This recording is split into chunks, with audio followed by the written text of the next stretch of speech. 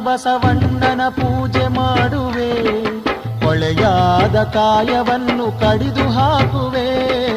ಇಳೆಗಾವಿ ಬಸವಣ್ಣನ ಪೂಜೆ ಮಾಡುವೆ, ಹೊಳೆಯಾದ ಕಾಯವನ್ನು ಕಡಿದು ಹಾಕುವೆ. ಬಸವೇಶ್ವರ ತಂದೆ ಬಸವೇಶ್ವರ, ಬಸವೇಶ್ವರ ತಂದೆ ಬಸವೇಶ್ವರ.